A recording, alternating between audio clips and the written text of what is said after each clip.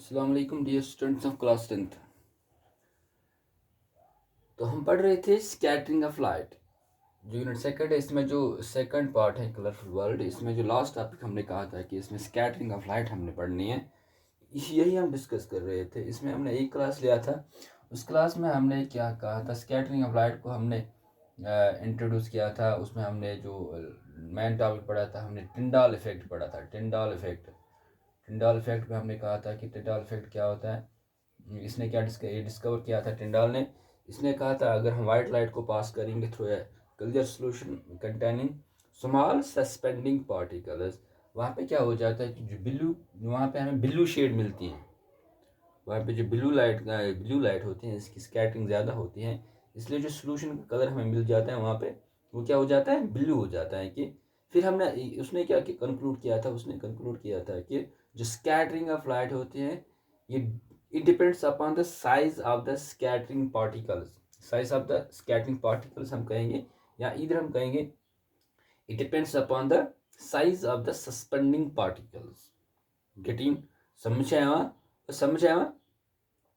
अगर हम करेंगे बात अब, अगर हम वाइट लाइट की बात करेंगे, अगर ये जब ट्रैवल हो जाती है थ्रू आयर, तो कैसे वहाँ पे स्कैटरिंग होती है। तो इसको समझने के लिए हमने पहले कंपोजिशन ऑफ आयर, अगर हम कंपोजिशन ऑफ आयर की बात करेंगे, ये हेटेरोजेनस मिक्सचर होता है। इसमें डस्ट पार्टिकल्स होते हैं, इसमें टाइनी वाटर ड्रॉपलेट्स होते हैं, इसमें डिफरेंट गैसेस होते हैं, ऑक्सीजन होता है, नाइट्रोजन होता है, कार्बन डाइऑक्साइड होता है। अगर हम डस्ट पार्टिकल्स और वाटर ड्रॉपलेट्स की बात करें, इनका जो साइज है वो लार्जर होता है, मच लार्जर होता है than the wavelength range of the visible light. जो विजिबल लाइट होती है वाइट लाइट में, उनकी जो वेव लेंथ है उससे बहुत ज़्यादा साइज होता है किसका, डस्ट पार्टिकल्स का और वाटर ड्रॉपलेट्स का, जो कहाँ पे होते हैं, एयर में। एज ए रिजल्ट क्या हो जाता है, चूंकि इनका साइज ज़्यादा होता है, जब white light in dust particles से पड़ती है, वाटर ड्रॉपलेट से पड़ती है, तो जो डिफरेंट वेव लेंथ्स होती है इस वाइट लाइट में, उनकी जो स्कैटरिंग होती है वो सेम एक्सटेंट होती है। एज ए रिजल्ट जो स्कैटर्ड लाइट वहाँ पे होती है, उसमें जो सभी कलर्स होते हैं वो ऑफ द सेम प्रपोर्शन होता है। एज ए रिजल्ट जो स्कैटर्ड लाइट वहाँ पे मिलती है, वो मिलती है हमें white light as such. White light as such मिल जाता है, क्योंकि डस्ट पार्टिकल्स और वाटर ड्रॉपलेट्स का साइज बहुत ज़्यादा होता है। किससे, than the wavelength range of the visible light, इनकी स्कैटरिंग होती है to the same extent. As a result जो स्कैटर्ड लाइट होती है वहाँ पे, वो डिफरेंट जो कलर्स रहते हैं वो containing the same different contain that contains the different colours in the same proportion. As a result जो स्कैटर्ड लाइट होती है वहाँ पे, वो हमें क्या मिल जाती है, वाइट लाइट एज सच। इसके बरअक्स जब ये वाइट लाइट पड़ती है इन एयर मॉलिक्यूल्स पे, ऑक्सीजन पे, नाइट्रोजन पे, डिफरेंट गैसेस पे, कार्बन डाइऑक्साइड पे, इनका जो साइज होता है इन एयर मॉलिक्यूल्स का, ऑक्सीजन का, नाइट्रोजन, कार्बन डाइऑक्साइड का, इनका जो साइज होता है वो बहुत ज़्यादा कम होता है, वो बहुत कम होता है। एयर मॉलिक्यूल्स और smaller in size than the wavelength range of the visible light. किससे, जो विजिबल लाइट होती है इनका जो वेवलेंथ रेंज होता है उससे बहुत ज़्यादा कम साइज होता है किनका, एयर मॉलिक्यूल्स का। तो जब white light in air molecules पे पड़ता है, ऑक्सीजन, नाइट्रोजन, कार्बन डाइऑक्साइड पे पड़ता है, तो जो डिफरेंट विजिबल लाइट्स होती है, वो उनकी जो स्कैटरिंग होती है वो डिफरेंटली होती है। In other words we can कि वो उनकी जो स्कैटरिंग होती है वो टू डिफरेंट एक्सटेंट्स होती है। देखा गया है कि जो लोअर रेंज वेवलेंथ की लाइट है, जैसे हमने पढ़ा था वीब स्क्वायर पे, VIBGYOR,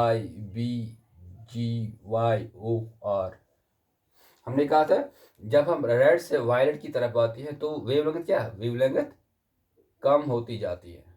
जो सबसे कम वेवलेंथ किसकी होती है, वायलेट की। सबसे ज़्यादा किसकी होती है, रेड की होती है। अगर हम लोअर रेंज वेवलेंथ की लाइट की बात करेंगे, वो कौन सा है, वो जो नीचे वाले कलर्स होते हैं, जैसे वायलेट, इंडिगो, ब्लू, इनकी जो शेड रहती है ना, वो ब्लू शेड रहती है, ब्लू शेड। तो जो वाइट लाइट एयर मॉलिक्यूल से पड़ती है, जो लोअर रेंज वेवलेंथ्स होते हैं, जो लोअर रेंज लाइट होती हैं, for example blue, indigo, violet, इनकी स्कैटरिंग ज़्यादा होती है। ठीक है ना? क्यों? क्योंकि जो इनकी जो वेवलेंथ है वो बहुत, इनकी जो वेवलेंथ क्या है वो कंपेरेबल है। इधर कहेंगे जो एयर मॉलिक्यूल्स है इनकी जो वेवलेंथ है वो बहुत ज़्यादा, वो उनका जो साइज है वो बहुत ज़्यादा कम है। किससे? जो वेवलेंथ किन की है? Lower range wavelength of lights. As a result in wavelengths की जो स्कैटरिंग है वो ज़्यादा हो जाते हैं, इसलिए वहाँ पे हमें कलर कौन ज़्यादा दिखता है? प्रोडोमिनेंटली वो कलर दिखता है जिनकी जिनकी शेड क्या है? ब्लू। ठीक है ना? क्योंकि यही लो रेंज वेवलेंथ जो है इनकी ही शेड ब्लू होती हैं, इसलिए हम कहते हैं कि इनकी स्कैटरिंग एक्चुअली ज़्यादा हो जाती है इन एयर मॉलिक्यूल्स की वजह से। समझ में आ रहा है? गेटिंग? एज ए रिजल्ट जो हमें कलर मिलता है वहाँ पे, वो कौन सा कलर मिलता है? वो ब्लू कलर मिलता है। गेटिंग? समझ में आ रहा है? गेटिंग? तो जो स्कैटरिंग ऑफ लाइट ये किस पे डिपेंड करती है? It depends upon the size of the scattering particles. यही वजह है कि जो टिंडाल इफेक्ट में हमने जो ब्लू का जो सोल्यूशन का कलर मिला था वो ब्लू कलर मिला था। क्यों? क्योंकि वहाँ पे भी यही फिनोमिना हुआ होगा कि जो वहाँ पे सस्पेंडिंग पार्टिकल्स हैं उनकी जो साइज होती है वो स्मॉलर किससे? जो लोअर रेंज वेवलेंथ लाइट्स होती हैं इनकी साइज से कम हो जाती है, इसलिए जब लाइट पास करते हैं उस सोल्यूशन से कंटेनिंग दिस सस्पेंडिंग पार्टिकल्स या कोलाइडल सोल्यूशन होता है वहाँ पे ब्लू कलर का स्कैटरिंग ज़्यादा होता है, इसलिए जो वहाँ पे सोल्यूशन का कलर मिल जाता है वहाँ में क्या मिलता है? Blue colour. गेटिंग? समझ में आ रहा है? गेटिंग? तो दो चीज़ें आपको याद रखनी है कि जब वाइट लाइट किन पे पड़ते हैं? डस्ट या उन पार्टिकल्स पे जिनका साइज बहुत ज़्यादा होता है। किससे? Than the wavelength range of the visible light. तो वहाँ पे जो स्कैटरिंग होती है वो scattering to the same extent हो तो डिफरेंट कलर्स का, एज ए रिजल्ट जो स्कैटर्ड लाइट हमें मिलती है वहाँ पे वाइट लाइट मिलती है एज सच।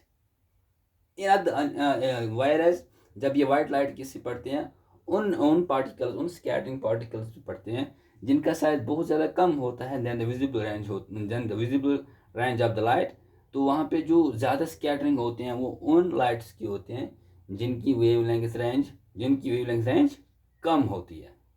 जिनकी वेवलेंथ रेंज कम होती है उनकी स्कैटरिंग ज़्यादा होती है, इसलिए वहाँ पे जो हमें कलर मिलता है वो मिलता है ब्लू कलर। आज के लिए काफ़ी है। Thank you very much.